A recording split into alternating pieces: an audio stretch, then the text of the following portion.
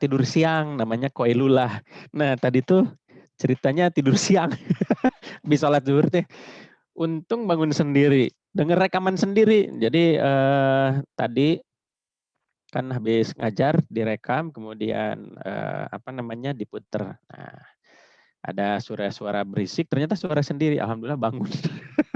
Jadi mohon maaf, barangkali kalau tidak ini bisa bablas nih. Nah, hari ini kita sebetulnya kan sudah, ini tuh saya nggak tahu nih ya, angkatan ini tuh kemarin ada pertanyaan apakah mana kelas mana ya dengan yang Bu Sera gitu. Apakah ini mengulang atau ada yang spesifik ditambah terkait dengan mata kuliah ini, karena untuk mungkin angkatan Anda mata kuliah ini dulu dikontrak mungkin psikologi pendidikan ya mungkin ya? Nggak tahu tah. Pernah mengontrak mata kuliah berbau seperti itu nggak? Atau apa gitu? Pernah, Dea? Pernah, Pak. Pernah ya? Nah, berarti kalau pernah ini akan lebih memudahkan mungkin isi kajiannya juga tidak terlalu berbeda, hanya lebih dispesifikkan pada aspek-aspek perkembangan yang kemarin disusun, 10 aspek perkembangan gitu ya. Lalu kalau pernah mungkin di mata kuliah apa, psikologi pendidikan ya? Bukan? Atau apa namanya mata kuliah yang kan kemarin udah mungkin lihat RPS-nya, tayangannya, atau ini hari ini baru pertama ketemu ya? Yang kedua kali, Pak. 2 kali kan? Bukan, nah dulu mah kalau nggak salah Fahri ya, ada Fahri ini. Fahri dulu kan di C bukan ya? Kalau nggak salah pokoknya Iya Pak, asik. saya Pak. Iya ya, pernah ya dulu ya? Dulu saya pernah di C Pak. Iya Pernah Pak. di C ya. Kenapa nggak di C lagi? Nuansa baru Pak. Oh luar biasa. Cari nuansa baru. Ya alhamdulillah. Nah jadi barangkali nanti ini kalau sudah tentu saja kenapa harus dikontrak, karena mungkin dasar teorinya ingin diperdalam lebih spesifik untuk perkembangan siswa SD. Kemarin dulu mata kuliah apa ya? Psikologi pendidikan atau psikologi perkembangan? Itu mata kuliah umum kalau tidak salah ya? Soalnya khawatir ini ya pengulangan kalau begitu, kalau misalnya memang sudah begitu ya. Nah, sambil kita ini ya pelan-pelan aja lah, karena ini siang begitu ya, barangkali tadi ngantuk begitu ya. Ini mata kuliah keberapa nih hari ini saya? Riz? Ke-1, Pak. Pertama? Pak. Kedua, Pak. Oh, alhamdulillah. Kedua, Pak. Ya, jadi Pertama, tadi Pak. mungkin pernah ya. Kok beda-beda ya? Yang pertama dan kedua. Ya kan beda ngambil mata kuliahnya, Pak. Oh, iya iya iya. Oke, ini bentar. Ini tuh kelas 6 apa sih? B, Pak. 6B. Oke. 6B, B, 6B. Bentar, kita lihat dulu. 6B. Tapi di kelas ini nggak ada persoalan PRS dan segala macam kan? Kemarin Raka sama Safira, Pak. Oh ya, udah itu. Udah bisa akses ke spot berarti? Belum? Kalau Safira udah, kalau Raka belum ada kabar. Rapanya ada? Orangnya ada nggak? Sebentar, Pak. Nah, ini. Jadi minggu lalu kita kan sudah melakukan perkuliahan secara asinkronus. Jadi kita manfaatkan spot karena ini enak juga ya, dipikir-pikir spot tuh untuk menulis BAP dan segala macamnya enak gitu ya. Nah, ini coba yang masuk itu ada 29 tugas, berarti ini kurang lebih dianggap menjadi satu kehadiran bahwa tugas masuk minggu lalu itu 29 orang. Sekarang anggota kelas total ada berapa? Ada 30. Itu Raka 30, ngirim berarti email. 1 orang. Oh iya 1 orang belum ya. Oke, ya udah clear berarti ya. Kemudian, nah hari ini karena kemarin itu asinkronus, jadi perkuliahan yang kemarin itu kalau langsung itu hanya bagian konsep dasar kan, konsep dasar perkembangan. Kemudian hari ini adalah faktor-faktor yang mempengaruhi perkembangan, begitu. Nah, karena minggu lalu asinkronus dua ini supaya kita efektif ya. Nah, maka hari ini kita bahas dua-duanya. Konsep dasar perkembangan, kemudian faktor-faktor yang mempengaruhi perkembangan. Kenapa ini di awal perlu diketahui? Karena memang ya untuk untuk tahu isinya kita harus tahu juga konsep-konsep umumnya begitu ya, konsep key point-nya dalam perkembangan gitu. Karena mata kuliah ini perkembangan peserta didik. Nah, selanjutnya kan ini katakanlah semua tugas ini dibuat oleh masing-masing dengan hasil bacaan, kemudian hasil ringkasan, hasil pendalaman terhadap materi yang tadi ditargetkan, yaitu konsep dasar memuat 6 indikator atau 6 aspek ya, 6 unsur. Kemudian yang faktor-faktor melibatkan 4 unsur dari hereditas, empirisme, konvergenisme, dan Bronfenbrenner. Nah, karena tugasnya sudah, barangkali teman-teman juga sudah baca, ya pastilah ya. Hari ini kita diskusi saja, siapa berani menyampaikan poin 1, bagian 1, poin 2, poin 3, 4, 5, 6. Lalu berikutnya juga sama begitu. Jadi tidak perlu ada presentasi lagi kan, kecuali nanti yang 10 kelompok itu kan melalui tayangan video untuk asinkronus melalui YouTube. Yang kedua kita sinkronus, kita diskusikan konten video begitu. Nah, kebayang ya? Nah, sekarang jadi ini asumsinya pengetahuannya sama, semuanya sudah mempelajari dan membaca. Nah, sekarang silakan barangkali siapa yang jarang misalnya bicara atau apa supaya kita kenalan lebih jauh ya, dan mengetahui bagaimana pemahaman Anda terkait dengan konsep-konsep yang 6 dan 4 ini gitu. Silakan. Sekarang kita mulai dari perbedaan kematangan, pertumbuhan, belajar, dan perkembangan. Siapa yang mau bicara? Silakan. Dip, di mana Dip? Di rumah ini ya? Di rumah Blues Clues itu teh?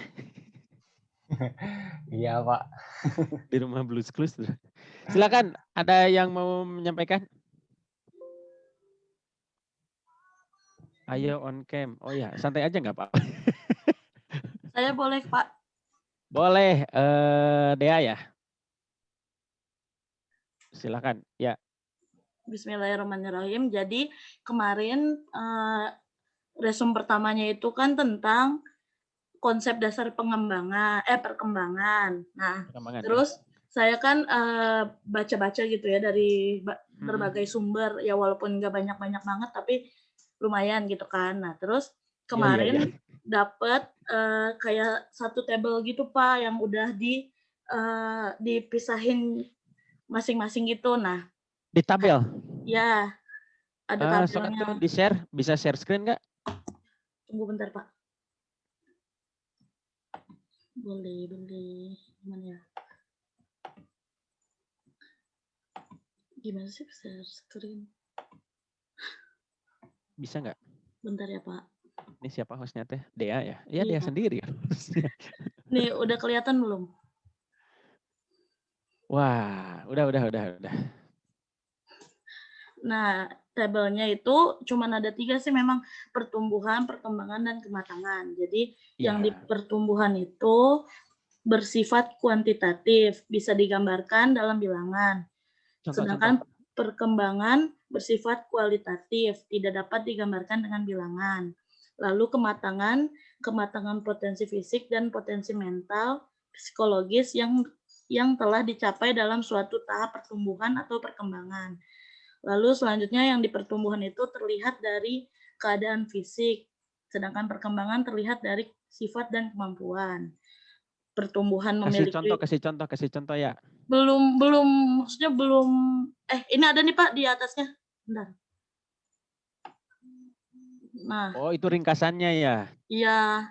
Kalau contohnya yang pertumbuhan itu kayak munculnya gigi baru, semakin Iya. bertambah jumlah gigi gitu, bertambah tinggi. Sedangkan kalau yang perkembangan itu kayak munculnya kemampuan berdiri dan berjalan sendiri. Kan teman-teman bisa lihat nih ya di sini. Tapi ada yang saya bingungin Pak, saya pengen nanya justru.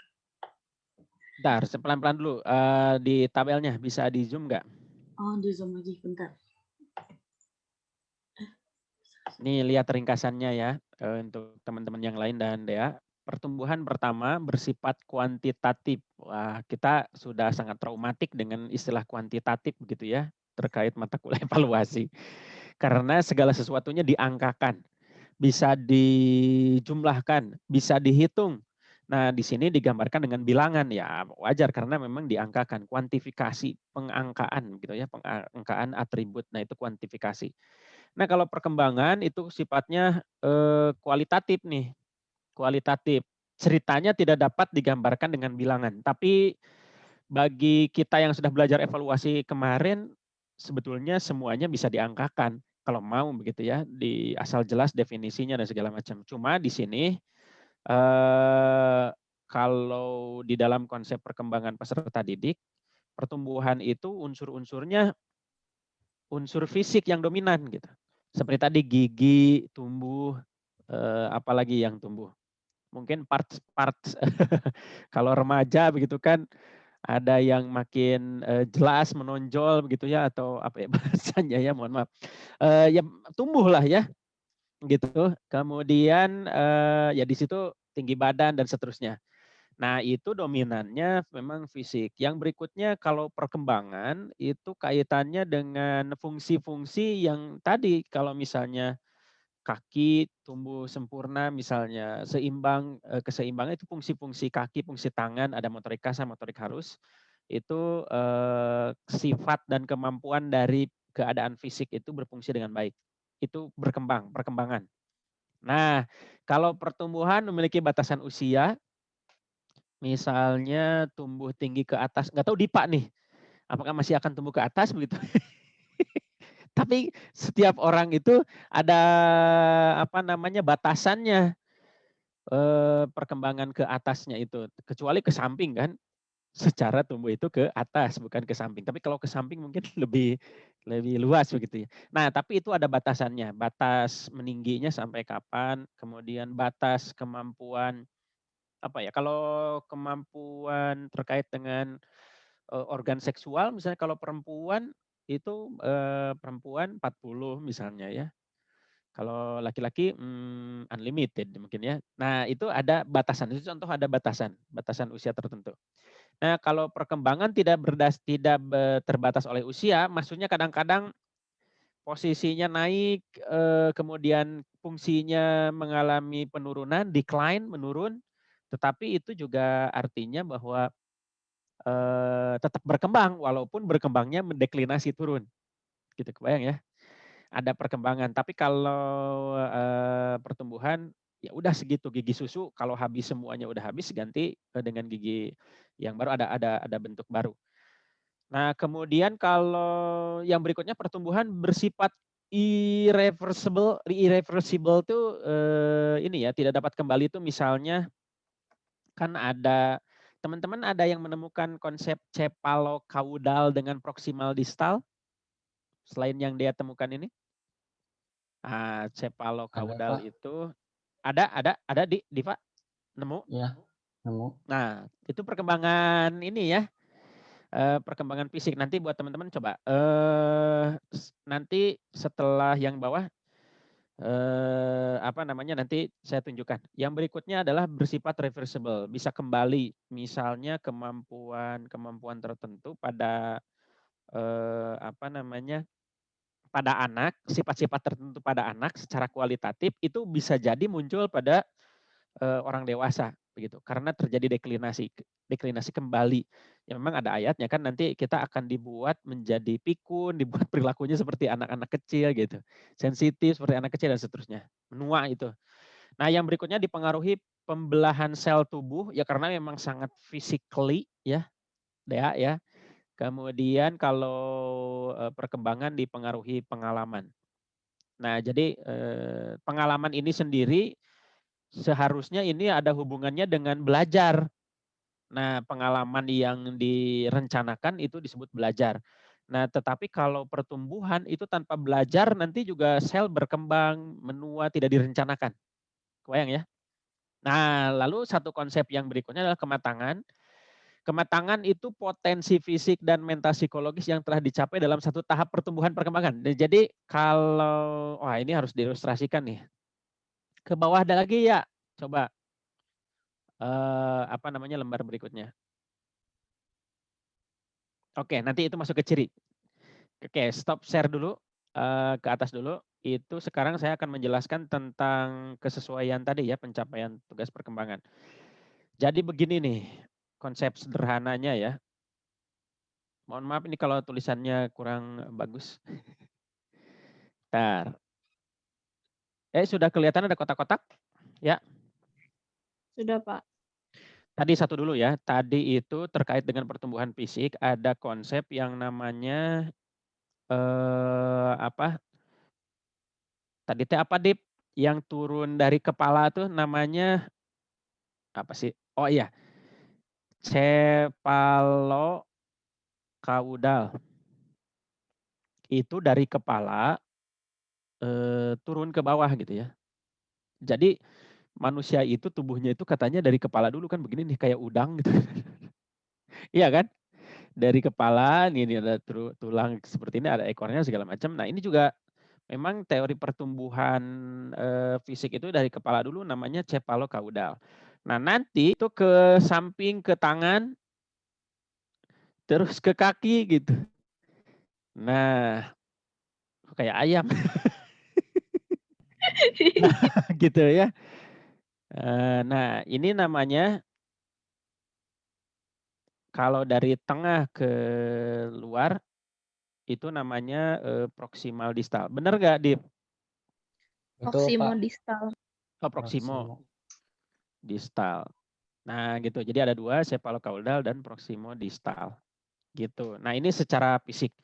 Oke, jadi tumbuh itu. Jadi tidak irreversible tuh tidak bisa dibalikan. Misalnya ini kepala sudah besar, kemudian tumbuh badan, kaki memanjang, gitu ya di usia tertentu ada apa data perkembangannya.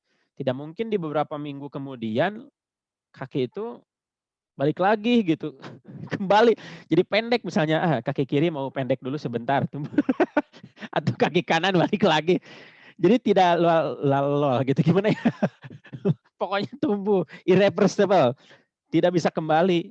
Nah, jadi ini maknanya sangat luas. Jadi tubuh itu menuju ke rusak ya. Kalau teori kasarnya tubuh itu tidak bisa dikembalikan, menuju ke rusak kalau tubuh nih. Nah, gitu. Jadi pertumbuhan. Nah, sifatnya ini kuantitatif. Jadi ukuran kepala gitu kan, kemudian perkembangan badan, tinggi badan, berat badan, itu semuanya data-data yang menghasilkan angka-angka. Makanya tadi sifatnya kuantitatif. Nah, selanjutnya apa itu kematangan? Nah, sebelum kematangan ini konsep besarnya begini ya. Tuh, itu rahasia tuh pemetaan disertasi. Nah, jadi konsep yang pertama, perkembangan itu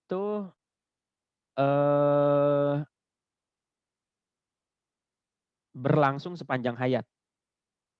Dari dalam kandungan, ini kandungan ya, ceritanya ini ada bayinya. Joget. Kemudian lahir 0 tahun sampai meninggal. Ya, meninggal. Ini kuburan ceritanya, bukan seperti vacuum cleaner, tapi ini kuburan. Nah, di usia tertentu lah, di usia 65-an lah, dari 0 tahun sampai 65-an. Nah, ini perkembangan ini sepanjang hayat oleh orang-orang psikologi perkembangan dibagi menjadi beberapa tahap. Gitu ya, ada masa bayi, ada masa kanak-kanak, ada masa puber, masa remaja, dewasa awal, dewasa madya, dewasa akhir. Nah, yang ini disebut dengan disebut dengan fase ya, yang ini tuh nih. Ini tuh fase. Nah, ini fase. Oh ya, dari sini nih. Ini bayi misalnya ya. ini kanak-kanak, kemudian puber, ini remaja, kemudian dan seterusnya. Yang ini tuh itu adalah fase, potongan-potongan dari rentang kehidupan untuk memahami secara definitif karakteristik dari masing-masing perkembangan individu. Ini semua namanya fase atau tahapan. Nah, gitu ya. Jadi konsep yang kedua adalah fase, tahapan. Yang pertama adalah perkembangan itu sepanjang hayat. Ini sepanjang hayat. Yang kedua itu setiap masing-masing potongan kehidupan itu dibagi-bagi, ada fase-fase, tahapan. Yang berikutnya si tahapan-tahapan ini, nah, bentar. Tahapan-tahapan ini nih, ya, itu melahirkan di sini. Melahirkan namanya tugas perkembangan. Tugas perkembangan. Atau TP ya, tugas perkembangan. Ini konsep yang ketiga. Satu tadi yang rentang kehidupan, selama perkembangan itu terjadi selama sepanjang rentang kehidupan.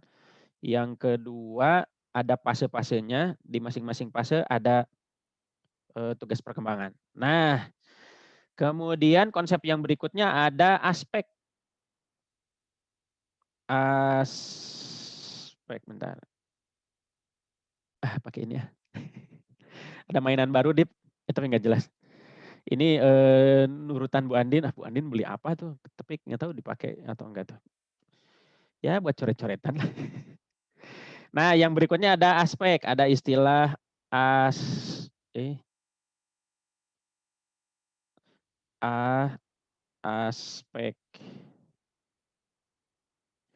Aspek-aspek. Nah, aspek itu tadi misalnya ya, si satu orang yang lahir tadi ini si bayi ini lahir, itu kan menjalani kehidupan dalam rentang kehidupan yang ini nih, dalam satu rentang kehidupan. Nah, si bayi ini memiliki aspek-aspek kehidupannya lah, kurang lebih begitu ya. Aspek-aspek kehidupannya.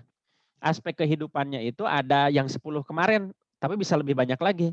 Jadi si bayi ini ada perkembangan fisiknya, ada perkembangan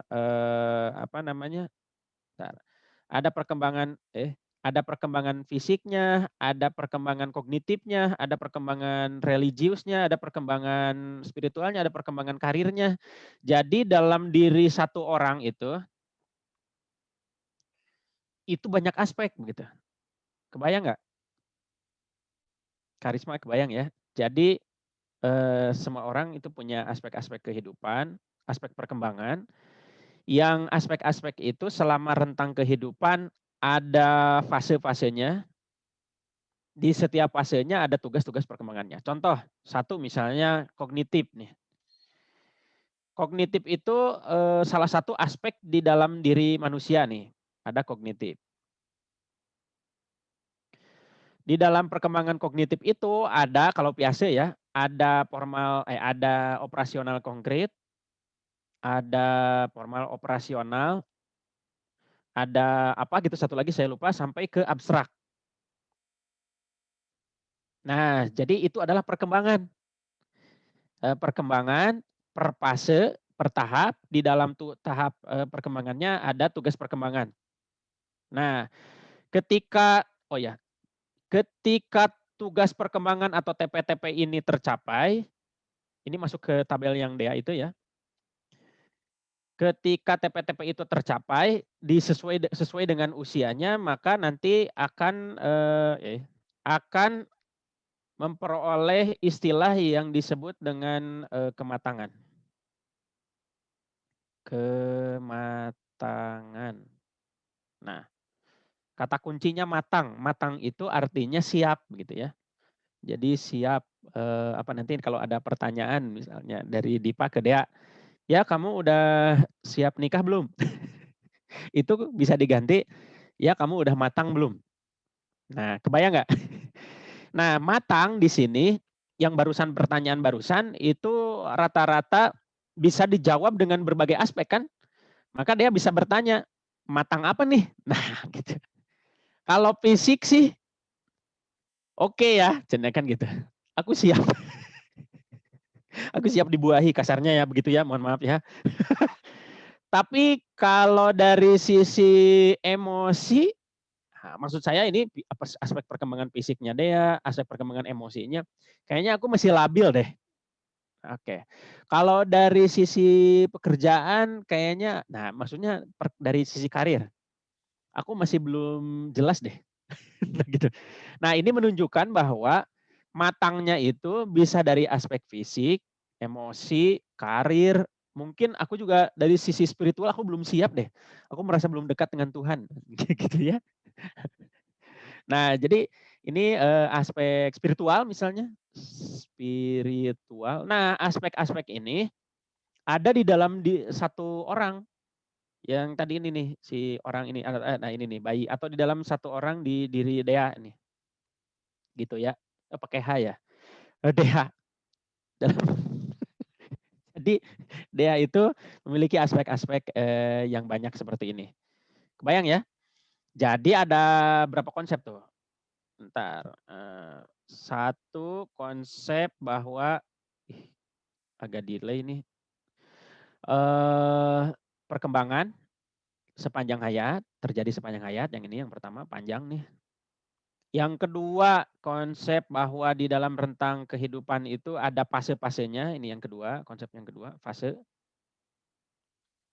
Kemudian yang ketiga, di setiap fase ada tugas perkembangan. Ini tugas perkembangan. Kemudian yang keempat, pencapaian tugas perkembangan itu akan melahirkan kematangan. Bentar, kok kayak kurang ya? Apa ya? Perkembangan sepanjang hayat, kemudian fase, kemudian tugas perkembangan. Oh iya, aspek. Yang keempat itu aspek. Nah, aspek ini nih. Aspek fisik, apa segala macam. Yang 10 nanti kita akan perdalam. Perkembangan moralnya, religiusitas spiritualnya, kepribadiannya, terus karir begitu ya. Nah, di masing-masing perkembangan itu, ya aspek itu kalau ditemui, kalau terpenuhi, itu tugas perkembangan di masing aspek ini akan diperoleh konsep kematangan, matang.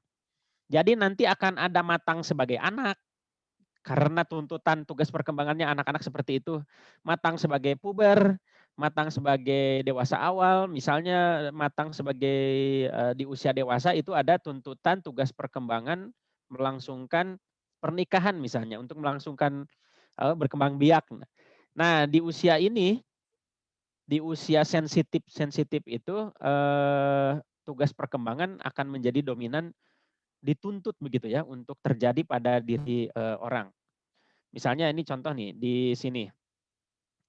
Ada nanti Anda ketika lulus kemudian S1 beres, usia 24, 25, kemudian Anda belum punya pasangan karena kehabisan pada saat di kampus, karena pandemik juga, susah ketemuannya, nggak kebagian stok. Nah, ternyata Anda sampai lulus tidak ada pasangan nih, misalnya di kampus. Nah, kemudian sampailah Anda di usia 30 tahun. Dea, nauzubillah ya Dea ya. Mudah-mudahan lancar jodohnya. 30 tahun, masyarakat sudah mulai mempertanyakan kan, menggunjing, apalagi masyarakat netizen. Misalnya, dia kenapa tuh si Dea usianya udah 30 tahun, udah S1, udah ngajar, tapi kok belum nikah-nikah. Nah, itu ada pertanyaan masyarakat karena konsep tugas perkembangan itu adalah dari harapan masyarakat ya. HM berarti harapan masyarakat, social expectation. Jadi masyarakat berharap anak usia bayi itu giginya sudah tumbuh berapa, berat badannya berapa kalau lahir. Masa kanak-kanak itu masa berkelompok tugas berkembangannya misalnya. Puber itu harus tumbuh bulu kemaluan karena bahasa Belanda dari puber itu pubers artinya bulu kemaluan. Kemudian remaja itu harus ada eksplorasi karir, kemudian establishment karir. Sudah mulai matang secara pilihan karir. Nah, seperti sekarang teman-teman ini apalagi semester 6 ya, itu udah seharusnya ya pendidikan kita itu ketika di jenjang perguruan tinggi itu sudah fix, sudah establish ketika milih departemen atau prodi jurusan itu sudah fix berdasarkan hasil eksplorasinya masa SMP, masa SMA. Gitu. Nah, sudah establishment. Nah, kemudian menikah, dewasa madya, dan dewasa akhir itu retirement planning, persiapan pensiun, meninggal. Gitu. Nah ya. Nah, jadi ini tugas perkembangan itu muncul dari harapan masyarakat. Contoh yang paling sederhana nanti teman-teman ini akan menjadi wali kelas, orang tua nanya misalnya, "Bu, kenapa ya anak saya mah diam?"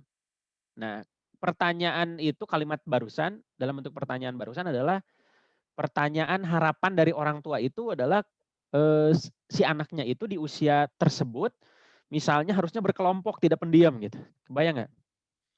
Nah, karena berkelompok adalah karakteristik dari tugas perkembangan masa anak-anak begitu. Nah, ketika itu tidak muncul, nah makanya konsep tugas perkembangan kalau tidak muncul akan menimbulkan ketidakbahagiaan. Bahagia. Jadi tidak akan bahagia kalau tidak tercapai. Kalau muncul akan menimbulkan kebahagiaan dan memfasilitasi pencapaian tugas perkembangan yang berikutnya. Contoh misalnya yang tadi nikah. Kalau usia 30 tahun itu belum nikah juga, khususnya untuk perempuan ya, itu akan menimbulkan gejolak di masyarakat.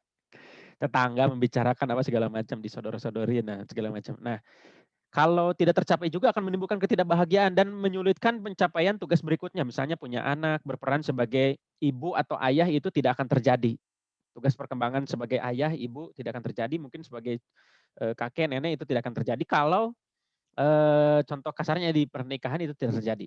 Nah, tapi kalau di usia 24 untuk perempuan lulus, wisuda, beres sidang skripsi, kemudian dilamar, kemudian, wah itu indah banget ya, kehidupan tuh ngalir gitu ya. Makanya tugas perkembangan tercapai matang pas akan menimbulkan rasa bahagia. Itu dari Hafik Hirsch kemarin mungkin ada yang ini ya apa namanya belum spesifik nanti tugas perkembangan nanti berarti di pertemuan 2 minggu yang akan datang itu akan begitu. Nah, secara preview tadi saya ulang di sini ada perkembangan terjadi sepanjang hayat, kemudian ada fase-fasenya, ada tugas perkembangan di setiap fase, ada aspek-aspek yang di dalam diri satu orang itu berbagai aspek perlu dikaji. Kemudian ada pencapaian tugas perkembangan dan itu ketika dicapai konsepnya disebut maturity atau kematangan. Gitu. Nah, gitu gitu ya. Coba sekarang ke Dea lagi. Ini barangkali ada pertanyaan silahkan di tengah jalan langsung dipotong bertanya silahkan. Coba ke yang Dea lagi. Yang tadi Dea yang mau ditanyakan apanya?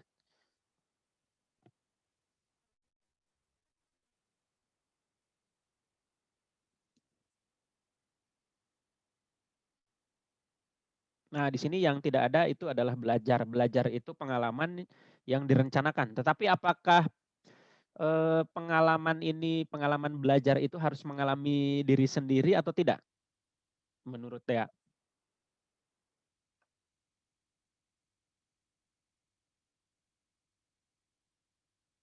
Halo, apakah suara saya terdengar?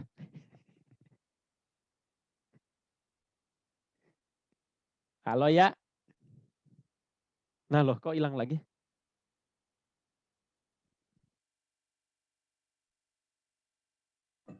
Halo, kedengaran nggak? Kedengeran, kedengeran. Oh, iya. Nah, tadi saya bertanya, ya, halo? Iya, Pak. Kedengeran?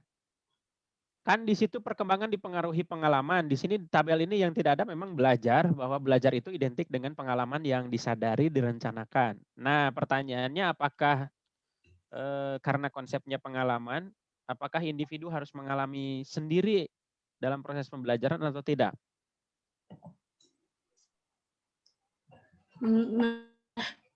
Menurut saya, iya kayak contohnya kita sekolah gitu kan, individunya ngalamin belajar sendiri gitu, ngalamin sendiri. Jadi dia bisa tahu, oh ternyata tuh ini tuh kayak gini, ini tuh kayak gini.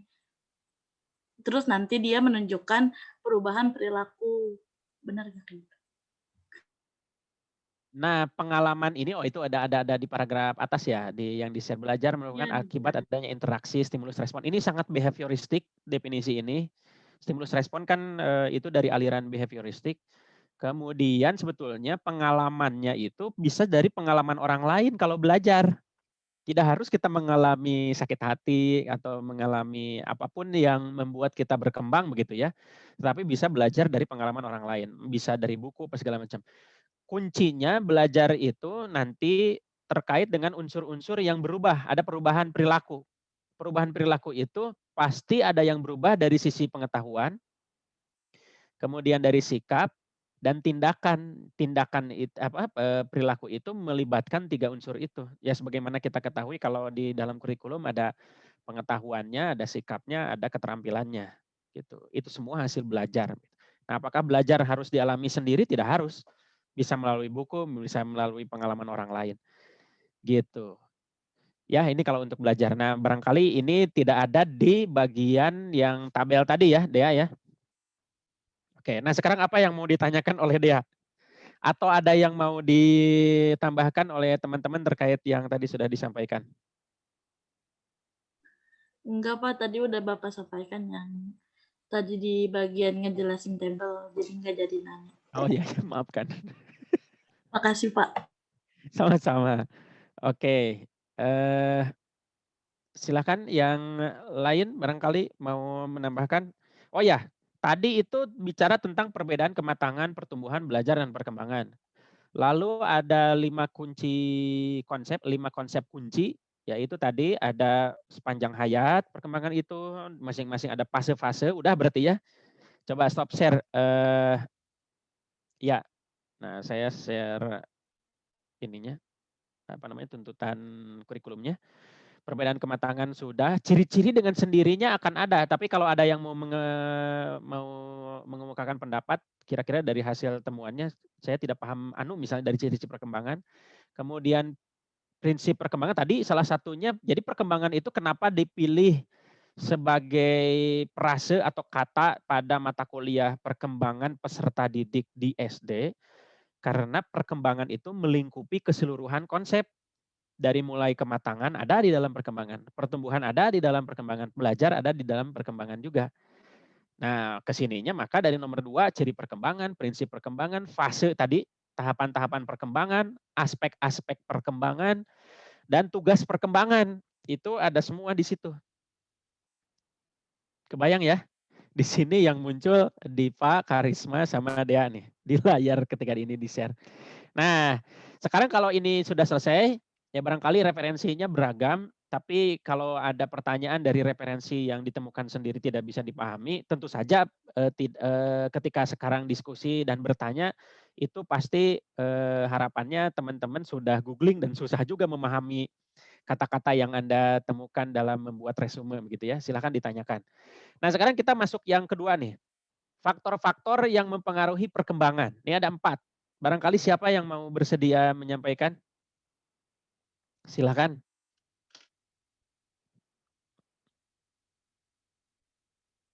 Ini awkward moment. Awkward moment pertemuan antara calon mertua dengan calon menantu di ruang depan rumah. Karena pasangannya ke belakang lama gitu bikin cikopi itu, Mbak. Lama. Jadi berhadapan-hadapan nih antara mertua dengan calon menantu. Ngomong apa? Silakan. Nih mertuanya udah nyari-nyari ini loh, terus ngeluarin rokok nih ya, kemudian dinyalain. Kok nggak ada yang bicara juga? Saya boleh, Pak. Nah, boleh Risma. Maaf ya. Silakan. Mau menjelaskan yang mana dari 4 itu? Tentang nativisme atau naturalisme, ada empirisme atau konvergensi atau Bronfenbrenner? Kalau yang saya temukan Pak dari keempatnya tuh kan yang 3 tuh penjelasannya cukup singkat, hanya 1 yang panjang Pak. Gimana 1 aja atau? Boleh. Berarti yang Bronfenbrenner ya? Iya, kalau yang cukup panjangnya Bronfenbrenner. Oke, silakan. Atau saya cari dulu ininya ya, gambarnya dulu, bentar. Teori apa sih nulisnya teh Bronfenbrenner. Oh iya udah. Kita lihat gambar yang lengkapnya. Yang mana ya? Yang ini deh. Nah, bisa di new tab nggak?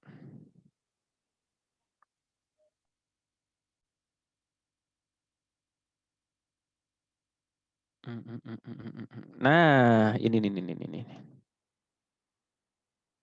Bisakah diperbesar?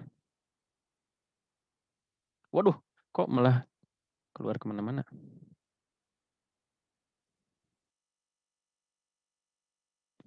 Ini iklannya. Bentar ya. Maaf. Oh, ini. Nah, bagus nih. Wih, jelas. Mangga Risma, terangin apa yang ada di gambar ini.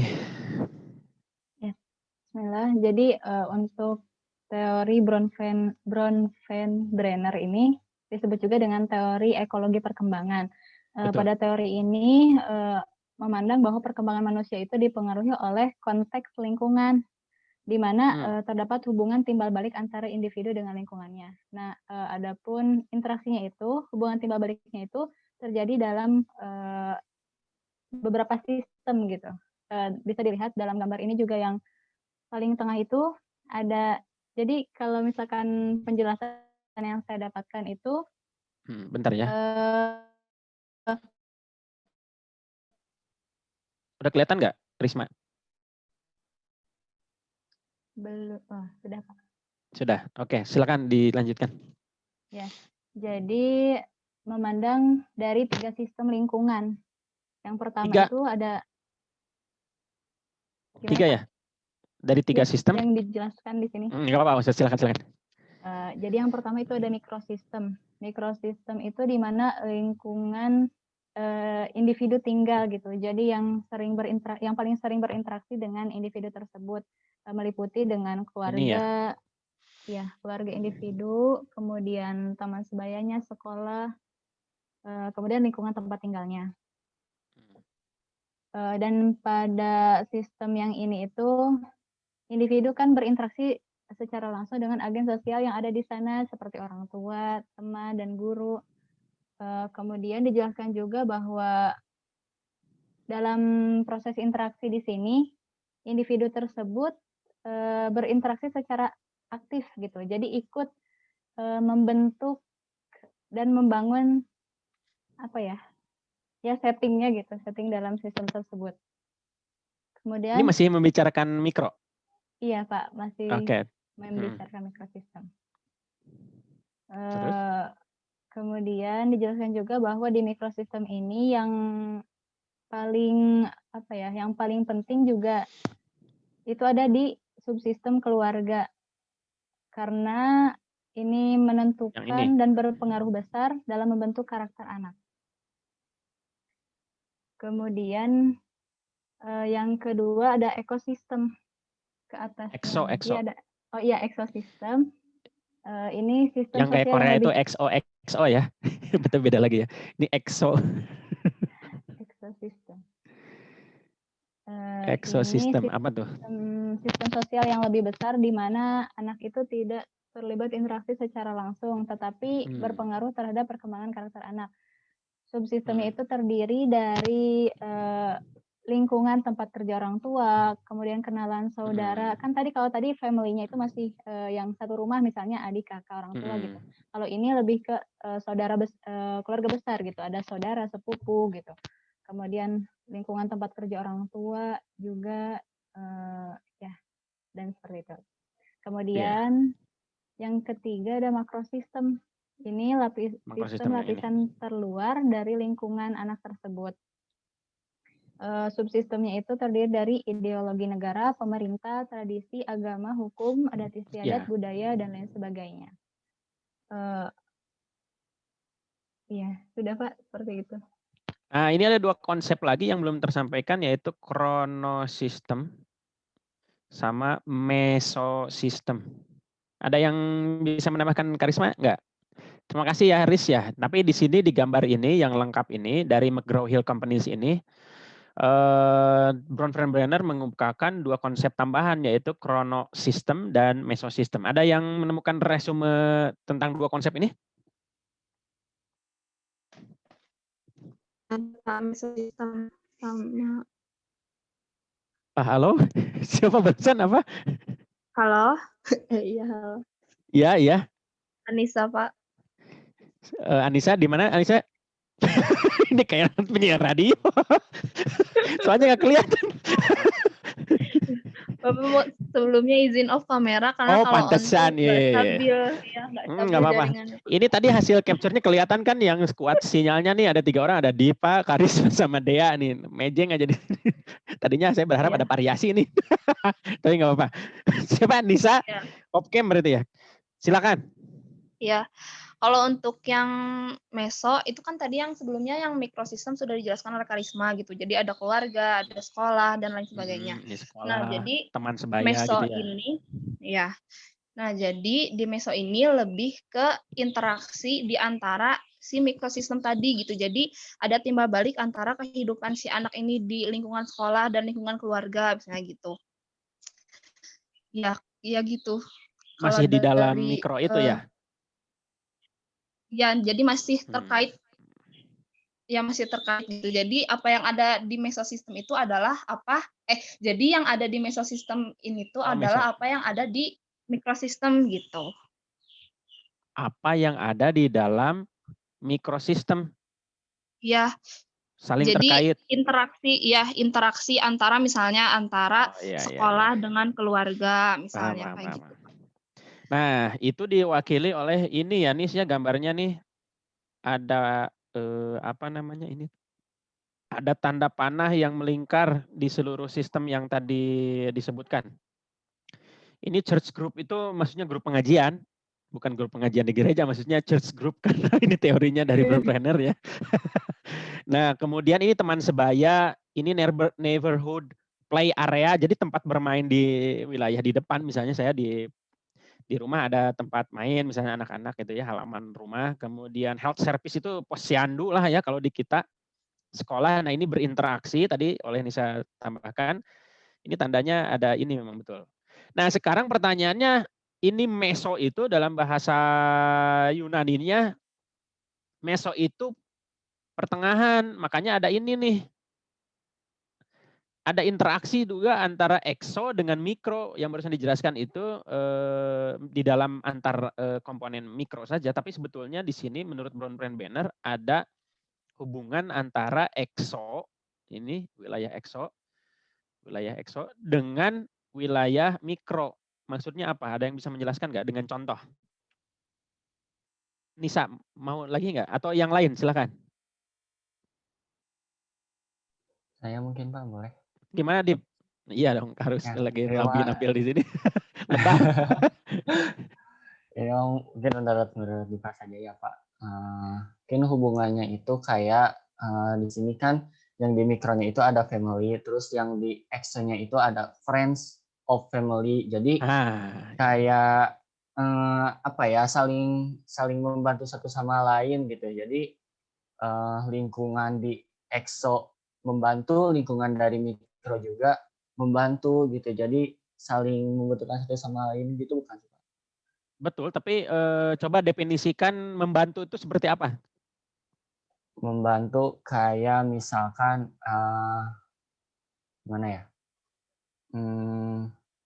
Misalnya ada satu anak, terus si keluarganya misalnya orang tuanya itu ternyata sedang sedang bekerja gitu dan nggak bisa menemani si anak itu dalam sehari-harinya gitu. Jadi bisa aja sih orang tuanya itu nitipin ke ya. teman-temannya gitu atau tetangganya. Gitu. Friends of family tadi. Iya. Iya. Mungkin gitu Pak. Iya. Tapi mungkin juga daripada membantu. Itu dari tapi Dipa ya. lebih Siapa lagi ini bicara teh? Maaf nggak muncul. Anissa lagi Pak. Oh Nisa lagi ya. Nis mungkinnya apa tadi? Tadi mungkin betul ya apa yang kata Diva, tapi kalau menurut saya konteksnya itu daripada membantu tuh tapi lebih ke berpengaruh gitu. Jadi bukan membantu tapi mempengaruhi. Ya? Iya. Kayak gitu Pak. Contohnya kayak gimana tuh maksudnya? Contohnya ya kayak tadi mungkinnya contoh yang dari Karisma dan juga Diva sebutkan, misalnya di ekosistem ini kan misalnya lingkungan kerja orang tuanya. Ekso. Ya di EXO ya. Bukan ekosistem ya, EXO ini. Iya EXO. Misalnya di EXO itu orang tuanya kan kerja. Iya. Berarti si anaknya tuh interaksi antara anak dan orang tua tuh kan berkurang. Iya. Nah, jadi itu tuh berpengaruh ke kehidupan dia di keluarga gitu. Kehidupan si anak ini. Iya, jadi kan dari EXO tuh karena si orang tuanya kerja misalnya, jadi di mikronya tuh dia kehilangan interaksi dengan orang tuanya gitu. Oke, ada 2 konsep. Yang barusan dari Nisa, karena dia bekerja atau satu orang tua bekerja, maka anaknya akan Batas terjadi mungkin. kekurangan, interaksinya akan menjadi terbatas karena waktunya digunakan untuk bekerja di Ya. ekosistem gitu ya. Jadi Iya. ada pengaruhnya di situ. Oke, ada yang lain sebelum saya sampaikan yang benarnya ya? Bukan berarti itu salah, tapi memang cuma ada Iya. benar dan salah. Gimana ya cara menyampaikannya? Bingung, Pak. Nah, pertama untuk yang Dipa nih. Dip, jadi bukan masalah titip menitip nih. Tapi tadi kata kuncinya dari Nisa itu pengaruhnya. Cuman yang dari Nisa juga bukan pengaruh karena kurangnya interaksi atau tidak, tapi pengaruh ini nih yang tanda ini. Contoh tadi mungkin fokusnya ada friends of family. Realnya, oh ya gini aja deh. Saya punya anak, nah, the individual, anak saya. Anak saya itu perkembangan perilakunya ditentukan oleh jenis kelamin, seksnya, ya kan? Ya pasti beda, laki-laki dan perempuan harus beda. Kemudian age-nya, usianya, setiap tahapan perkembangan usia kronologis fisiknya pasti beda, akan berpengaruh juga pada perilakunya. Lalu kesehatannya, ya mungkin kalau sering sakit-sakitan perilakunya akan bagaimana juga. Kemudian dan lain-lain lah. Ini yang terkait dengan individu. Nah, individu anak saya. Anak saya itu dipengaruhi oleh saya, keluarga, orang tuanya, adiknya, kakaknya, pamannya, bibinya, semua yang mikrosistem itu syaratnya interaksi langsung. Syaratnya interaksi langsung. School interaksi langsung, peer, teman sebaya interaksi langsung. Play area di neighborhood itu interaksi langsung. Nah, church group atau grup pengajian ini interaksi langsung kan. Health service itu interaksi langsung. Nah, sekarang kalau konsep Dipa nih. Kalau konsep Dipa ini orang tuanya bekerja, nitipin dong ke friends of family. Kalau dititipkan berarti ini ada interaksi langsung. Friends of family ini bakal masuk jadi family, kebayang nggak? Jadi bukan itu. Ya, Pak. Ya. Nah, tetapi begini, misalnya ini anak saya ada individual, saya family-nya. Nah, saya bekerja di PGSD, saya berinteraksi dengan Pak Dwi, Pak Sandi, Pak Asep, Bu Andi, dan segala macam. Itu adalah friends saya dari family. Nah, interaksi saya di kampus itu mempengaruhi saya. Mungkin dari pembawaan, mungkin saya kalau di EPOK mungkin akan berbeda atau di teknik gitu ya. Nah, saya akan membuahkan perlakuan yang berbeda sesuai dengan friends of family saya gitu. Kebayang ya? Tapi apakah friends of family ini berinteraksi langsung? Tidak. Hasil saya gitu ya, hasil interaksi saya dengan friends ini. Hasil orang-orang di lingkungan ini berinteraksi dengan media massa, mungkin koran yang saya baca, Twitter yang saya follow, termasuk UPI Fest ya, itu harus diikuti itu. Karena kita bisa tahu isu-isu mahasiswa, barangkali nanti ada aib yang di sana muncul khawatir ya. Kemudian social welfare itu apa ya, pokoknya tidak berinteraksi kesejahteraan sosial, kalau misalnya mungkin kehidupan sosial di luar mikrosistem. Kemudian legal service yang saya berinteraksi, misalnya saya berinteraksi dengan RT RW. RT RW itu berinteraksi dengan anak saya tidak? Kalau di konsep ekosistem. Tidak kan, ya Riz, tidak berinteraksi. Neighbor, tetangga juga, tapi tidak berinteraksi langsung, tapi berinteraksi dengan saya. Gitu. Nah, saya menularkan kepada anak saya nih perlakuannya. Nah, proses interaksi tadi, interaksi seluruh komponen mikro dan interaksi ekso dengan mikro itu disebut meso. Mesosistem adalah sistem interaksi antar anggota mikro dan ekosistem mempengaruhi individual, mempengaruhi perilaku. Nah, ya. Nah, jadi tadi yang yang siapa tadi? Nisa, kalau Nisa mah berkurang karena pekerjaannya, bisa jadi begitu ya, tetapi ini lebih pada pengaruh yang diterima oleh anggota atau komponen mikro dari EXO. Itulah mesosistem. Gitu Nis. Halo Nis. Iya, Pak. Nah, sekarang jadi gitu ya, jadi meso tuh tambahannya. Nah, sekarang siapa yang bisa menjelaskan krono? Maksudnya apa? Kenapa gambarnya di seluruh lapisan sistem itu krono itu berpengaruh?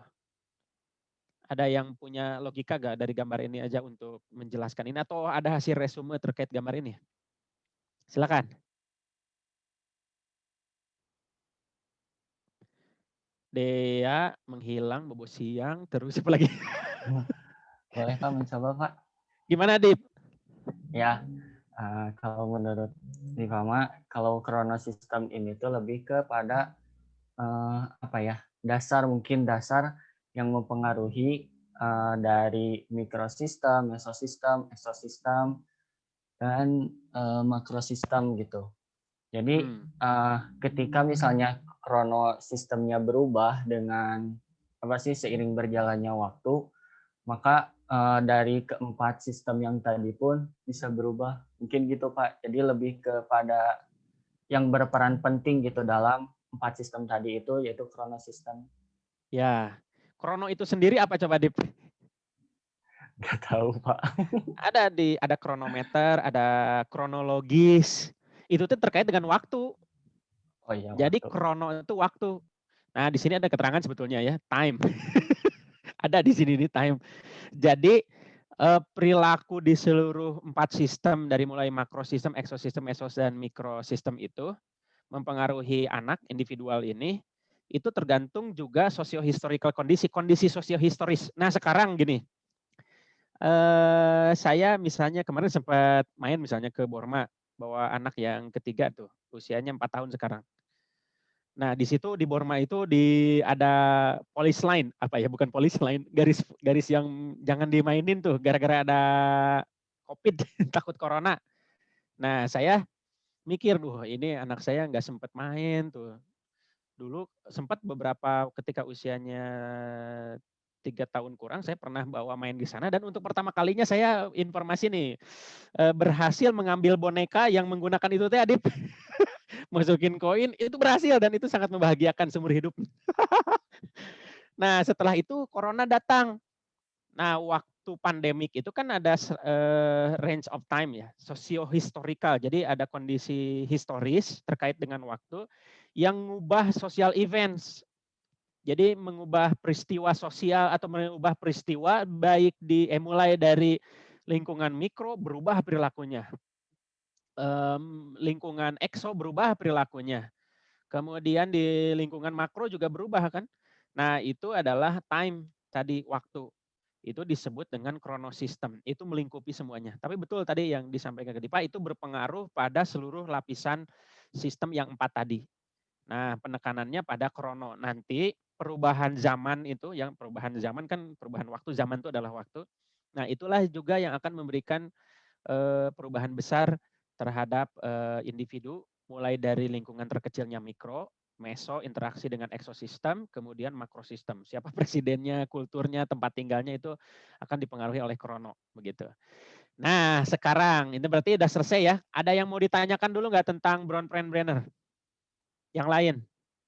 Jadi ini disebut keseluruhan ini adalah lingkungan ekologi perkembangan. Gitu ya, ekologis. Nah, ini nih ekologi itu ada 4 ini termasuk kronosistem. Oke. Nah, sebelum masuk ke manfaatnya, untuk apa sih belajar konsep dasar perkembangan, kemudian faktor yang mempengaruhi untuk apa? Sebelum itu saya ingin siapa yang mau menjelaskan 3 tadi. Menurut Karisma itu sih gampang ya. Menjelaskan nativisme, empirisme, dan konvergensi gampang sih. Nah, kebetulan Karisma ingin ininya dulu. Memang ini agak rumit ya. Nah, sekarang siapa yang mau menjelaskan yang gampang itu? Siapa? Selain Karisma, supaya gambar di saya monitornya berubah. Di sini masih tetap juara bertahannya Diva ke 1. Karisma dan Dea menghilang. Silakan yang lain. Ini saya hentikan dulu. Oke. Siapa yang mau menjelaskan 3 teori yang mendasari perilaku manusia? Mau yang mana? Silakan. Ini yang ada on cam Safira, Erlina, Ai, ada pejabat, kaget saya. Ai, ada Ibu Dewan. Halo Ibu Dewan. Ada Fitri, silakan, mau siapa yang mau menyampaikan atau boleh yang absen juga silakan. Ini Safira Adityan tuh Safira yang maksud yang sering kontak-kontak dengan saya bukan ya? Halo Safira, Vira itu bukan? Iya, Vira yang kita sering ngobrol-ngobrol? iya Pak kayaknya. Eh, Tahun lalu Vira ngobrol, yang... tahun sekarang belum ngobrol. Oh, tapi dulu pernah ke ruangan ya, ke eksibisi Ah, untuk... pernah. Kenapa? Oh iya. Oke, kita udah lama nih nggak ngobrol ya. Ya, ganti nomor Pak. Oh, pantesan. Iya. Tapi masih aktif Instagram dan yang lain-lain. Aktif silent reader Pak. Oh, silent reader. Iya. Tukang ini ya, tukang baca WA. Silent reader gitu, nggak pernah komen nggak apa ya. Oke, tapi sehat ya? Nah, untuk untuk mengingatkan saya, barangkali bisa Safira sampaikan apa perbedaan 3 tadi dalam pembentukan perilaku dari mulai nativisme, empirisme, dan konvergenisme. Mau nggak? Main dulu deh Pak. Yang lain dulu. Oh iya, lupa kan silent reader ya. Silent listening berarti. Silent listener. Oke. Makasih ya, alhamdulillah Safira lah ya, sehat. Oke, yang lain silakan. Bu Ai, silakan Bu Ai. Bu Ai itu saya ngelihatnya tuh udah kayak nanti tuh bakal duduk di DPR bener. Amin ya. Bener. Amin. Tinggal di mana Ai? Jangan Pak, di Bukan. Garut. Garut. Nah, nanti DPRD Garut mengganti ini ya, apa? Pak Ceng Pikri kenal. Itu kan sempat Tahu heboh dulu. namanya doang Pak. Iya, anggota DPR yang Aceng Pikri teh apa ya, kasusnya tuh perceraian anak kecil itu apa Iya, ya? yang Ya, pakai SMS diceraiinnya. ya. Tapi tahu nggak di periode berikutnya kepilih lagi. Jadi memang benar ya, apa yang penting terkenal, terus dikasih foto karena orang-orang tuh nggak tahu Aceng Pikri yang mana, dipilih lagi. Padahal ada kasus. Nah, mudah-mudahan nanti Ai jadi anggota DPR dari sana ya. Amin aja dulu. Amin aja dulu. Atau saya perlu tanya, Nggak tahu Pak. apa yang membuat Ai menjadi bersedia untuk menjadi... Pertanyaan jebakan itu Pak. Tapi jadi kan. Silakan Ai mau sharing. Ya, yang terkait yang pertama teh nativisme ya Pak ya. Ya, nativisme. Ya, itu dari teori itu teh menjelaskan bahwa perilaku manusia itu teh sudah sejak lahir gitu. Bermulanya tuh dari sejak lahir dan tidak bisa diubah. Misalkan kalau emang dari lahirnya itu berperilaku baik, jadi dia tuh akan berkembang menjadi pribadi yang baik pula. Sedangkan jika sejak lahir sudah ditentukan menjadi pribadi yang buruk, maka dia pun untuk selanjutnya akan menjadi pribadi yang buruk pula gitu. Kasihan amat Ya gitu itu kan. pribadi. Ya pokoknya sejak lahir gitu sudah ditentukan. Terus yang kedua mah teori aliran naturalisme. Nah, kalau ini tuh berpendapat bahwa semua anak yang baru dilahirkan mempunyai pembawaan yang baik dan tidak satupun dengan pembawaan yang buruk. Jadi semua anak tuh lahir dengan keadaan baik gitu. Dan yang mempengaruhinya tuh dari lingkungan itu sendiri gitu. Manusia maaf, dari manusia gitu. Ini ada kata-kata dari Rose bahwa semua anak adalah baik pada waktu baru datang dari Sang Pencipta, tetapi semua rusak di tangan manusia. Jadi kalau menurut aliran ini tuh bahwa pendidikan yang penting tuh pendidikan alam gitu, yang akan membuat perkembangan anak tuh menjadi baik ataupun buruk. Itu, Pak. Terus konvergenisme? Ya, itu yang ketiga, itu merupakan gabungan dari aliran-aliran yang tadi yang dua itu. Nah, ini menggabungkan pentingnya hereditas dengan lingkungan sebagai faktor yang berpengaruh dalam perkembangan manusia. Jadi, tidak hanya berpegang pada pembawaan, tetapi juga kepada faktor yang sama pentingnya yang mempunyai andil lebih besar dalam menentukan masa depan seseorang.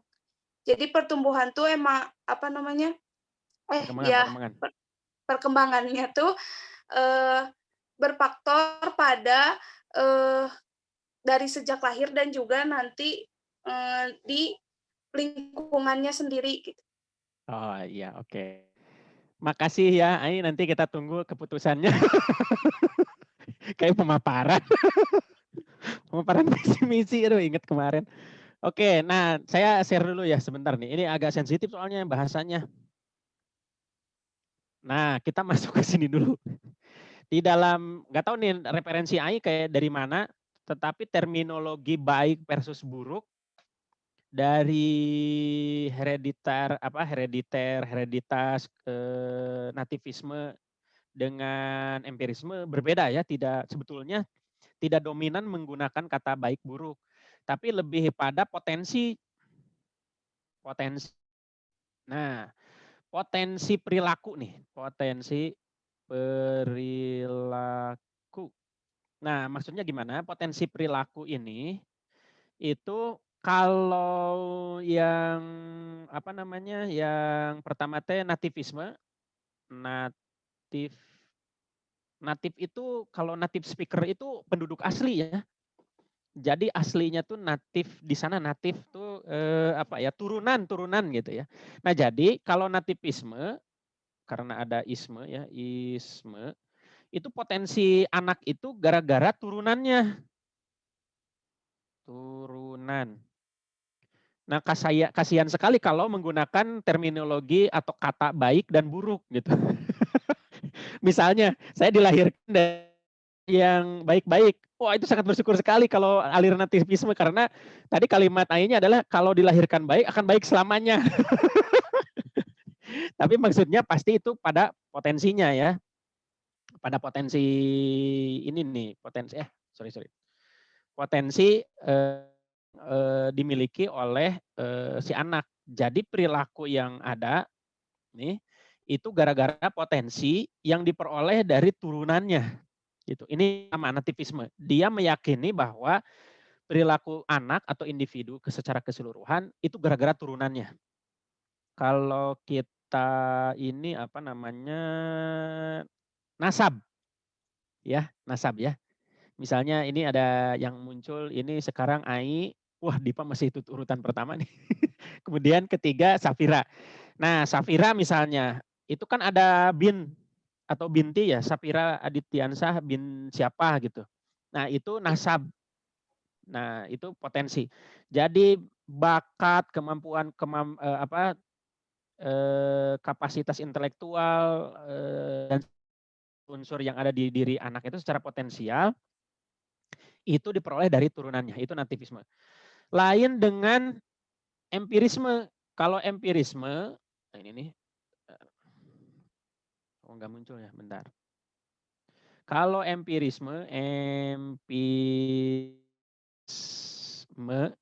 kalau empirisme itu potensi itu atau misalnya nanti yang akan melahirkan perilaku itu dihasilkan dari perlakuan lingkungan. Makanya tadi bahasanya tergantung alam. Maksudnya tuh alam memberikan perlakuan seperti apa kepada potensi anak sehingga dia menghasilkan perilaku tertentu gitu. Jadi empirisme itu benar-benar perilaku lingkungan.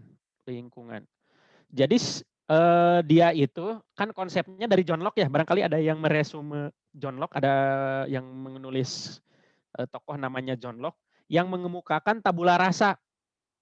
Kertas putih atau meja marmer putih itu ada beberapa yang mengungkapkan begitu, tapi teori. Nah, ini kalau dibawa ke rujukan hadis atau ayat-ayat pendidikannya adalah bahwa perilaku orang itu atau individu atau manusia itu dilahirkan baik, tetapi yang membuatnya menjadi berbeda, mau Nasrani, Majusi dan segala macam itu adalah lingkungannya. Nah gitu maksudnya begitu ya. Nah jadi dua hal ini sebetulnya tidak bertentangan sebetulnya. Ada yang menganggap memang turunan tadi nasab berkontribusi, tapi juga lingkungan berkontribusi juga. Nah makanya karena dua itu berhubungan, empirisme dengan nativisme, maka lahir yang ketiga itu konvergenisme yang menggabungkan keduanya, konvergenism. Nah, contoh misalnya, tadi harapannya memang ke contoh realnya ya, contoh. Siapa? Si Dul. Dul Jailani itu kan anaknya Ahmad Dhani dengan Bunda Maya. Kita gosip sedikit lah ya. Nah, Aduh, Bunda. iya, Bunda Maya.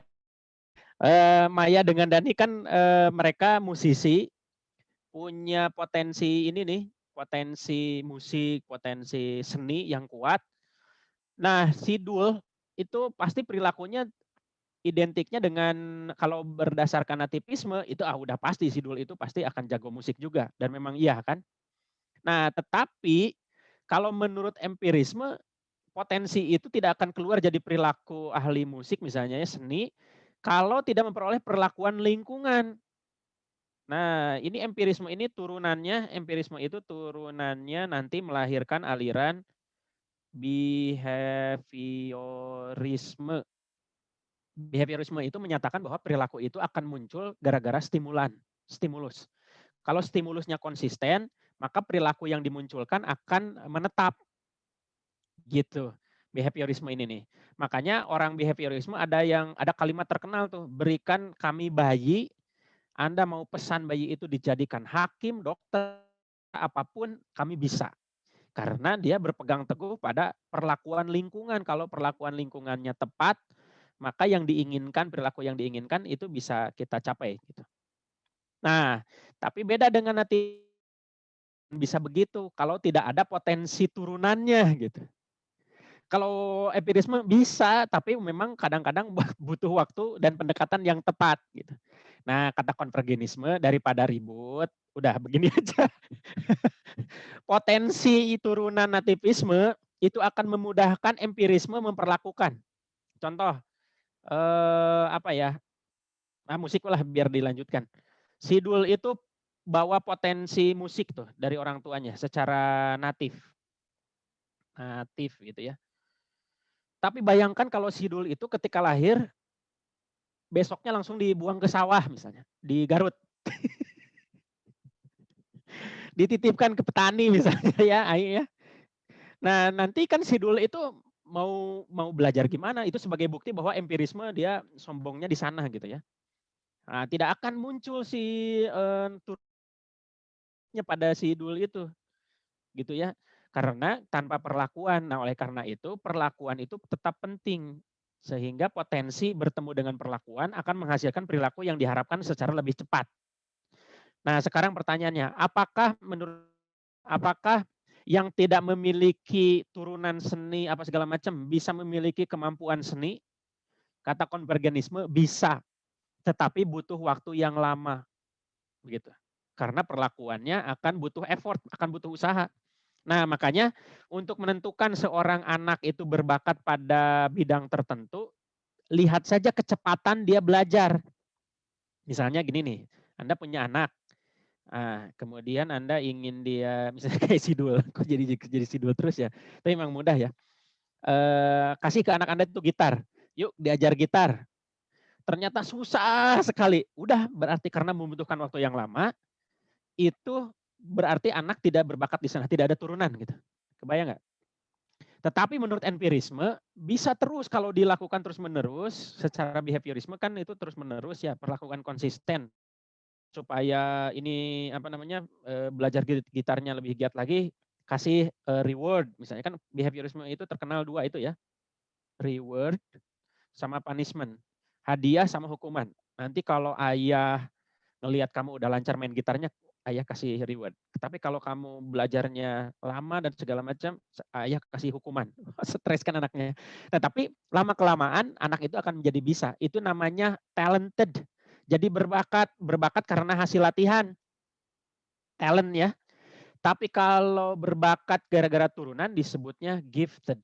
Gifted versus talented. Talent. Di kita mah memang terjemahannya dua-duanya berbakat ya.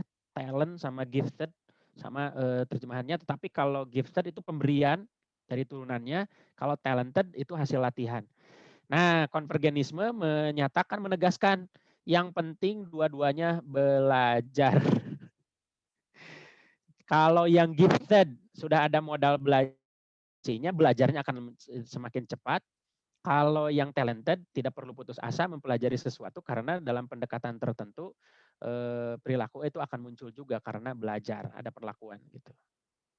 Nah, gitu, paham ya?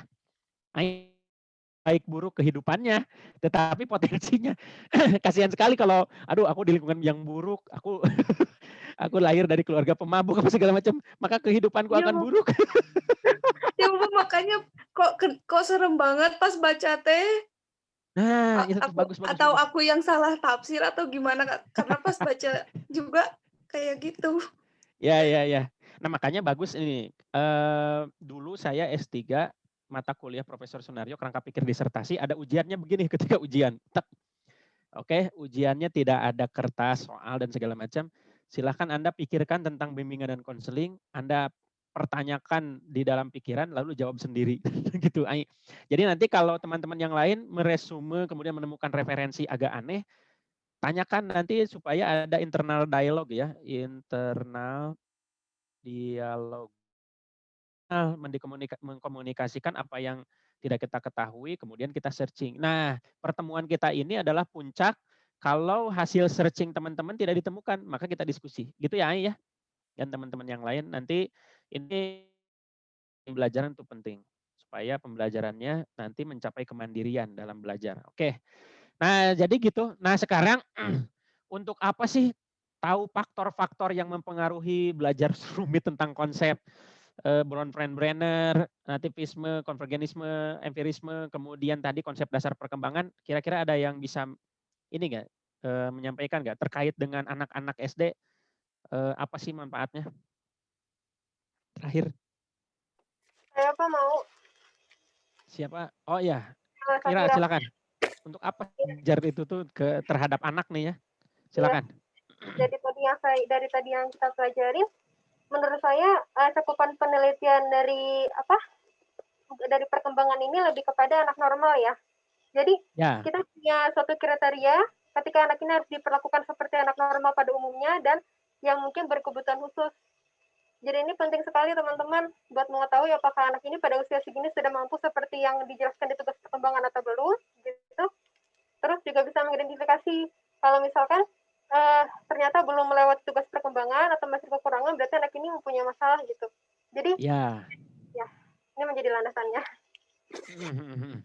Jadi landasan untuk memperlakukan ya hasil analisis apakah ini anak ini mencapai tugas perkembangan atau tidak. Misalnya normal atau tidak dalam tanda kutip ya. Kemudian supaya perlakuan kita tepat. Nah, sekarang saya tanya lagi satu lagi. Itu kalau dari konsep perkembangan tadi yang barusan diungkapkan. Sekarang untuk apa mengetahui teori-teori nativisme, empirisme, sama Bronfenbrenner untuk anak?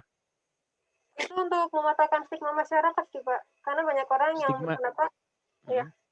Apalagi kalau buat orang tua khususnya, kan ada orang tua yang bilang, ayah seorang jaksa, maka kamu harus menjadi seorang jaksa juga gitu. Jadi Iya. Boleh itu jadi manfaatnya. Nah, dalam konteks penanganan persoalan masalah anak, kita cek misalnya teori Bronfenbrenner. Kan teori Bronfenbrenner itu yang tadi nih ya. Individu ini si anak punya masalah misalnya. Bu, kata guru yang lain laporan ke kita sebagai orang yang dianggap paham gitu tentang perkembangan anak. Bu, itu ada masalah. Kenapa itu anaknya begini A misalnya mengalami masalah A. Maka kita tanya, kita gali secara individunya seperti apa kan? Individunya dulu, age-nya, health-nya, etc. terkait dengan anaknya. Nah, kalau dari anaknya sudah digali, kita akan menjadi yakin bahwa hasil perilaku bermasalahnya itu muncul dari bisa jadi family-nya, bisa dari school-nya, bisa dari peer-nya, bisa grup pengajian atau apa segala macam. Nah, kita bisa meluas. Nanti kita cek data pribadi siswa atau di sekolah itu ya ada data pribadi siswa lagernya begitu ya. Oh, orang tuanya ini dan segala macam. Kemudian penghasilannya begini. Nah, lalu kita bisa ngelihat juga lingkungan exo-nya dari pekerjaan orang tuanya kan. Lingkungannya, alamatnya di mana, kemudian nah itu bisa merembet ke sini nih. Ya ke ekosistem. Jadi dengan mengetahui teori Brenner ini akan memudahkan kita menangani persoalan-persoalan si anak individualnya. Kita lihat ke lingkungan perkembangan mikronya, kita lihat eksonya yang akan berpengaruh pada mikro dan akhirnya pada anaknya. Gitu ya tambahannya Vira ya. Jadi bukan hanya kalau tadi stigma tadi ya betul mungkin akan menjadi beban tersendiri bagi anak. Misalnya nanti kita menemukan ayahnya memiliki posisi, memiliki jabatan, misalnya memiliki kapasitas intelektual yang dikenal masyarakat, mungkin itu bisa jadi beban tersendiri. Seperti Dani, kok jadi ke situ ya, tapi memang ini pop up loh, cuma di kelas ini dicontohkan. Ahmad Dhani itu kan nama besar untuk anak-anaknya yang kalau tidak ditangani dengan baik misalnya, itu akan menjadi beban tersendiri untuk dul. Masyarakat kan akan tadi, ada social expectation ya, Pira ya, akan ada harapan yang tinggi kepada anak-anaknya, masa ayahnya musisi, anaknya nggak musisi, itu betul. Padahal menurut empirisme nggak begitu kok gitu konsepnya, nggak harus selalu sejalan dengan turunannya. Walaupun family berdasarkan mikrosistem Brenner itu akan menginspirasi individu untuk memilih, untuk berbuat, untuk bertindak dalam perilaku kesehariannya. Gitu.